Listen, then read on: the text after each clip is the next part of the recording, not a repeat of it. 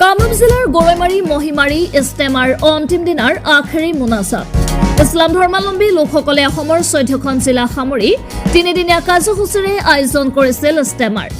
লাখ লাখ ধৰ্মপ্ৰাণ ৰাইজে অংশগ্ৰহণ কৰে মহিমাৰী ইষ্টেমাত মহান আল্লাহৰ পবিত্ৰ কোৰাণৰ বাণী আৰু মহানবী পয়গম্বৰ হজৰত মহম্মদ সাল্লাল্লাহু আলাইহি ওয়াসাল্লামৰ হাদিছৰ বাণীসমূহ তিনিদিনীয়া কাৰ্যসূচীত আলোকপাত কৰে এই ইষ্টেমাৰ জৰিয়তে আখেৰী মুনাজাত কৰে দিল্লী নিজামুদ্দিন বাংলাৱালী মছজিদৰ পৰা অহা মৌলানা জমছেদ চাহাবে আখেৰী মুনাজাতৰ জৰিয়তে মহান আল্লাহৰ ওচৰত বিশ্ব শান্তি আৰু ভাতৃত্ববোধৰ কামনা কৰে প্ৰায় 5 লক্ষাধিক ধৰ্মপ্ৰাণ ৰাইজে আখেৰী মুনাজাতৰ শেষত অসমৰ বিভিন্ন জিলাৰ পৰা অহা ধৰ্মপ্ৰাণ ৰাইজে নিজৰ নিজৰ গৃহ অভিমুখে ৰাওনা হোৱা পৰিলক্ষিত হয় এই ক্ষেত্ৰত মই ক'ব লাগিলে এইখিনি ক'ব পাৰিম যে যেহেতু আমাৰ মুছলিম সম্প্ৰদায়ৰ এটা বিশ্বাসযোগ্যভাৱে কোৰাণ শৰীফক লৈ চলি থকা এটা জাতি গতিকে এই সংক্ৰান্তত আমাৰ সদায় ভাতৃত্ববোধৰে সম্প্ৰীতি ৰাখি হিন্দু মুছলিম খ্ৰীষ্টান চবৰে লগত মিলা প্ৰীতিভাৱে যাতে থাকিব পাৰে তাৰ কাৰণে আমাৰ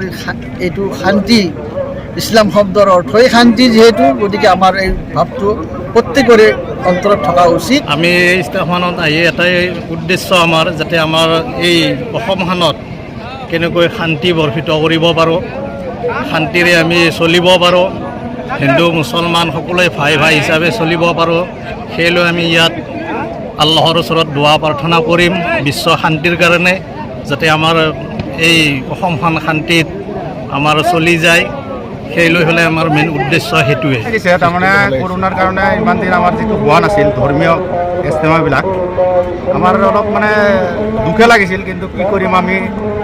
নিয়ম কানুনটো মানিব লাগিব চৰকাৰৰ আৰু নিজকে বচাই ৰখাৰ কাৰণে ইমান দিন কৰোণাৰ কাৰণে ইষ্টেমাবিলাক হোৱা নাছিল কিন্তু আজি আহি বিৰাট ভাল লাগিল বিশ্ব শান্তি আৰু অসমৰ কাৰণেতো প্ৰাৰ্থনা হ'ব যাতে সকলোৱে যাতে শান্তি সম্প্ৰীতিৰে জীয়াই থাকিব পাৰে জনগোষ্ঠী সকলো মিলি যাতে থাকিব পাৰে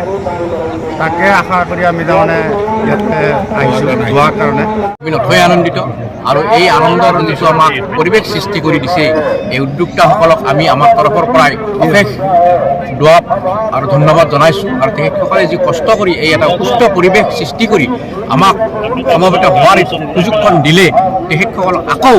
এবাৰ ধন্যবাদ জ্ঞাপন কৰিছোঁ।